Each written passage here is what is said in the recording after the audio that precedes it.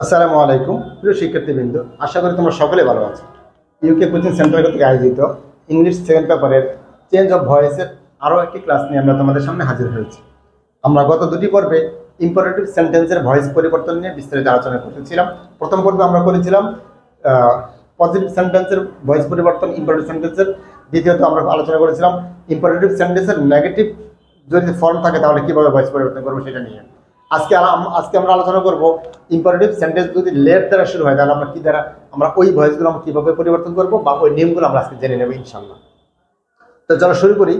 Imperative সেন্টেন্সের অ্যাক্টিভে যদি late দ্বারা শুরু হয় এবং সেখানে লেট দ্বারা যদি শুরু হয়, আমরা আগের ক্লাসে বলেছিলাম লেট দ্বারা শুরু হলে পরে সাবজেক্টের একটা অবজেক্ট বসবে ওই সেন্টেন্সের, এরপরে ভার্ব বসবে, এরপরে সেকেন্ডের অবজেক্ট সাবজেক্ট বসবে, অবজেক্টিভ সাবজেক্ট বসবে। এরপর এটাকে যদি আমরা প্যাসিভ করি, আগে লেট হবে, পরে অবজেক্ট হবে, পরে বি, পরে ভার্ব থ্রি, ভার্বের পাস্ট ভার্বের ফর্ম, বাই, পরে সাবজেক্টের অবজেক্টিভ অবজেক্ট বসবে, যেটা সাবজেক্টিভ থাকবে সেটা। তাহলে আমরা এখানে এটা শুরু করি। দেখো এটা আমাদের লেট দ্বারা শুরু হয়েছে, তাহলে লেট দ্বারা শুরু হলে আমরা কি করবো? লেট দ্বারাই করবো, লেট। এরপরে অবজেক্ট এখানে কি আছে আমাদের? এখানে দা সাম। তারপর আমাদের কিছু করতে হবে, বি যোগ করতে হবে, বি। এরপর ভার্ব থ্রি, ডু আছে, হয়ে যাবে ডান।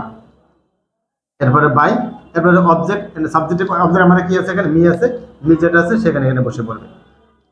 এরপর চলো আমরা আরো একটা এক্সাম্পল দেখি। এটাও দেখো লেট দ্বারা শুরু হয়েছে, আমরা এটা লেট দ্বারাই করবো, লেট। এরপরে অবজেক্ট কি আছে এখানে? আমাদের এখানে হিজ ব্রাদার। এরপরে হবে বি, এরপর ভার্ব থ্রি, হেল্প আছে, কি হয়ে যাবে আমাদের এখানে? হেল্প। এরপরে বাই, এরপরে অবজেক্ট হবে সাবজেক্টিভ, এখানে হিম আছে, তাহলে হিমে বসে পড়বে। আশা করি বুঝতে পেরেছ। আর ওটা দেখো, এটাও লেট দ্বারা শুরু হয়েছে, আমরা লেট দ্বারা করবো, এটাকেও লেট। এরপরে অবজেক্ট আছে আমাদের এখানে এই পিকচার, আমরা লিখি পিকচার। এরপর আমাদের যোগ করতে হবে বি, এরপর ভার্ব থ্রি, তাহলে ভার্ব থ্রি আছে, ড্র আছে, ড্রন হয়ে যাবে। এরপর হবে বাই, এরপর সাবজেক্ট অবজেক্ট, তাহলে এখানে কি আছে আমাদের? এখানে মি আছে, মি হবে। আশা করি তোমরা সকলে বুঝতে পেরেছ। আমরা তিনটা রুলসকে তোমাদেরকে এখানে দেখানোর চেষ্টা করেছি। তার মানে আমাদের প্রথমটা আমরা যেটা দেখিয়েছি, অর্থাৎ ইম্পারেটিভ সেন্টেন্সের পজিটিভ ফর্মের ভয়েস চেঞ্জ। পরেরটা দেখেছি ইম্পারেটিভ সেন্টেন্সের নেগেটিভ ফর্মের ভয়েস চেঞ্জ। আজকে আমরা দেখেছি ইম্পারেটিভ সেন্টেন্স যদি লেট দ্বারা শুরু হয় এবং সেটাকে আমরা কিভাবে চেঞ্জ করবো, এই নিয়ম অনুযায়ী আমরা আশা করি এই নিয়ম অনুযায়ী আমরা করবো। আশা করি তোমরা সকলে বুঝতে পেরেছ। এবং যদি তোমাদের কোনো প্রশ্ন থাকে আমাদেরকে অবশ্যই কমেন্ট সেকশন জানাবা।